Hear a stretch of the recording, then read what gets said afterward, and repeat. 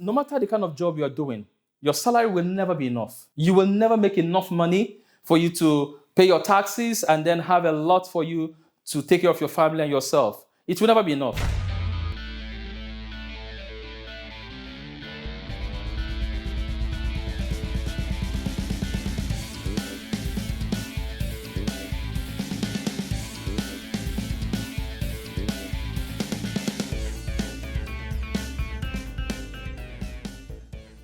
Hello there, this is Sam Wazan, the Bootstrap Entrepreneur. I'm so excited to be with you again today. In this video, I will be exposing to you 6 ways through which you can get your money right. And when you get your money right, of course, you can be sure that you can live through every recession untouched. Right now, the world is experiencing a lot of things. A lot of people are scared. A lot of people are asking, how is it going to be? The stock market is just tumbling. The United States economy is just going down, and people are like, what's happening? What's happening? You don't have to be afraid, because if you have your money right, if you know how to spend, if you know how to bring in more, you should not be afraid, all right? So I'm going to show you 6 ways through which, if you walk through these 6 steps, you're going to get your money right and you don't have to be afraid. In fact, you're going to enjoy yourself and know that in every recessive economy, actually, that's when a lot of people make more money, all right? So, and number 1 will be that salary will not be enough to see you through, okay? You should know that no matter the kind of job you're doing, your salary will never be enough. You will never make enough money for you to pay your taxes and then have a lot for you to take care of your family and yourself. It will never be enough. And that's why I advocate for starting up a business. And for me, the best kind of business anyone can start up with minimum amount, small scale business or large scale business, doesn't even matter, is network marketing. Network marketing gives you the opportunity to start small and build yourself, learn a lot of skills, and be a true entrepreneur. There are other businesses you can start, of course, but network marketing allows you to run whatever business you have by the side, or in other words, if you're working for someone, network marketing allows you to be an employee and at the same time to be an entrepreneur. So you're an entrepreneur and you're also an employee. It works hand in hand. You can manage both until maybe your network marketing business grows and then you can switch and focus on it full time. If you have a job and you have just one, that's a dicey place to be. In the US, for instance, you have a lot of people that have like 3 or 4 jobs. And when you bring everything together, most of the time, they are not able to take care of themselves. That's why I advocate for network marketing. Because you could start off from the side, from your desktop, from your kitchen table, from your dining table, and you run a second business in addition to your full-time 9-to-5 job, okay? So if you rely on salary alone, it will not take you anywhere, all right? And number 2 is to pay yourself first. When you earn money at the end of the month, whether it comes at the middle of the month or at the end of the month, once your salary is issued to you, you should pay yourself first. Now, what I would do once I'm paid, I remember when I used to work, I worked for different places, I had 9-to-5. What I would do first was, of course, they deducted the taxes from source, so I had no hand in that. But once my salary comes to me, the first thing I do is to tithe. I remove my tithe and then I pay myself. So I would advise that you do the same. Once your money comes to you, the salary comes to you, you tithe. If you believe in tithing, I believe in tithing. And then you pay yourself first, okay? When you remove that percentage, I'm going to tell you what you're going to do with the money you are paying yourself first. So you're not just paying yourself first for you to start lounging and start using the money, start enjoying yourself. Of course, you should enjoy yourself, but you need to move that percentage. So actually, you should have a particular percentage that you pay yourself. Once the money hits, you can even automate it so that before your salary comes to you, it's already deducted. You pay yourself first, and then whatever is left, you can now decide to use it for other things and all of that, okay? So it's important you pay yourself first, because when you pay yourself first, you should be that kind of gives you that discipline to handle money and then to use that money you paid yourself for things that are very important, which I'm going to be telling you in the second and top chapter, all right? Number 3, beat inflation by investing. You see, that money that you put aside, that you used in paying yourself, that's the money you are going to invest. That money is not for you to save. If you put money in the bank, you're losing money. If you put money outside of the bank, you're losing money. Every money should be working so hard. Your money should be working so hard for you. So you should put that money aside for the sake of investing. That's the money you're going to invest, all right? That's the only way you can beat inflation, because if you put your money in the bank, the interest there is so small. In some countries, it's even less than 0.1%, okay? And there are places that still have, a semblance of good ratings as per the bank, but in most countries, inflation is so high, and then the interest from the bank is so low, so you've already lost money if you're putting your money in the bank. What you need to do is to put it, and I'm going to tell you the kind of investment, okay? And number 4 is to invest heavily in assets and not liabilities. Assets will always bring in more money for you. So real estate is one of it. And then, of course, the stock exchange is one of it. And not just all stocks. There are people that say you can pick the stocks and then no. For me, ETFs, exchange traded funds, okay?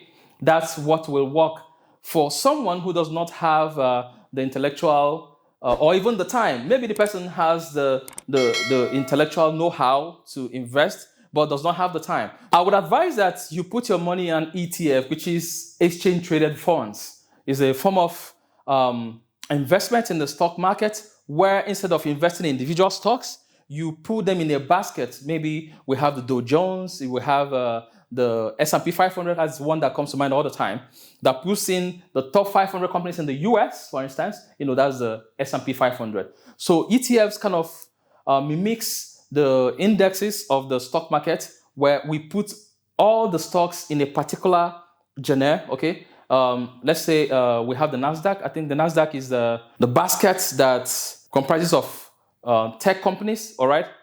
And you see, you can invest in all of them, and that helps you with your exposure. So instead of buying Apple and buying Google and buying Facebook, Meta, and buying them individually, and if anything happens to each of those companies, you might lose everything.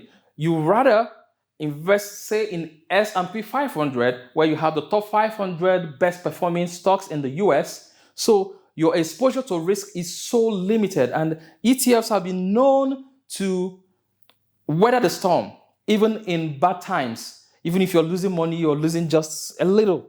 And S&P 500 for the past 10 years has maintained somewhere over 10% interest. It's been known to maintain a very good rating in the past 10, 15, 20 years, okay? In fact, over the past 50 years is one of the investments that is almost sure it can actually go to sleep. And you don't need to be checking the stock whether it's going up or going down, all right? So that's the best way you can beat inflation, by investing in such instruments, okay? And this is different from seeking out people that will help you to invest, and all of that. You can actually go and invest for yourself, but let it be on the exchange traded funds. If you want to learn more about exchange traded funds, I'm going to leave a link below this video where you can learn more on that, okay? Now, number 5, be mindful of how you spend your money. Draw out a budget and stick to the budget. If you pay yourself, you have a percentage you pay yourself, which is actually the money you invest for, more money to come in. If there's a particular percentage you're going to use for, say, groceries or for transportation, stick to that percentage. And for whatever reason, if you exceed that percentage, do not pick money from the one you've moved for investment. Do not go back to what you have for savings and then you move it back for, say, food or transportation. So you have to stick to the budget. If you stick to your budget, most of the time you will see that you'll be fine. You'll be just fine. It's just for you to maybe, I'm not talking about frugality, no. Prudence. I'm advocating for prudence. Prudence over frugality. You don't have to be frugal, okay? But you can be prudent with your money. So do not spend more than you earn. Have a particular percentage you're working with and stick to it. That way, you will always stay afloat, and not just afloat, you will thrive, regardless of the economy, all right? Now, number 6, and the final thing you need to do concerning your money. I've enumerated the first, second, third, fourth, fifth, and sixth, and this is the last one. I just need to tell you that compound interest is the sweetest thing that can happen to any entrepreneur. How do you get compound interest? It's by investing in a compounding portfolio. You have an investment that compounds, let's say, yearly or monthly, and you are putting in money, on a regular basis, and it's compounding, that is how you can actually make it. You see, if you're not from the blue collar, is it the blue collar they call it? The blue blood, where billions of dollars are handed over to you, and then you inherit billions of dollars, or you have a lot of money from your parents handed over to you or transferred to you, or you inherit such big amounts of money. If you're not from that kind of family, and you're not from, maybe you're not very techy, you were not able to write an app that got sold and you became a billionaire, or you understand what I'm talking about. This is the simplest way.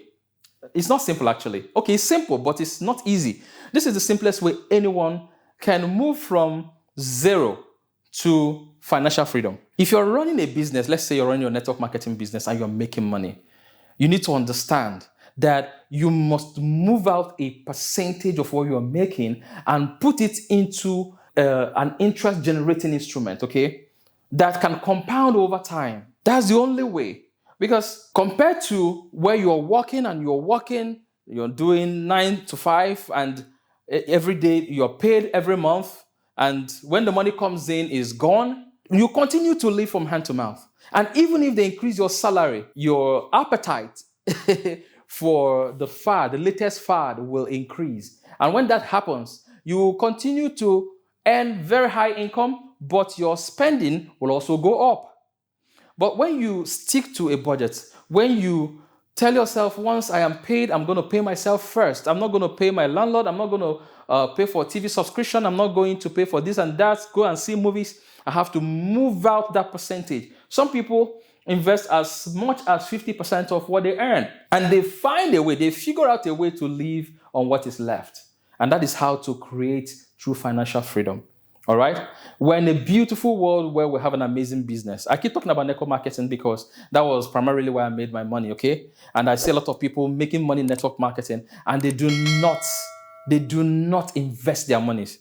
They're always making money, eating the money, making money, spending it, making the money, and eventually something happens. Not that network marketing will go out of business or anything, but maybe something just happens and they find it very difficult. It's not like things will go so bad that they cannot come back to their normal state or status.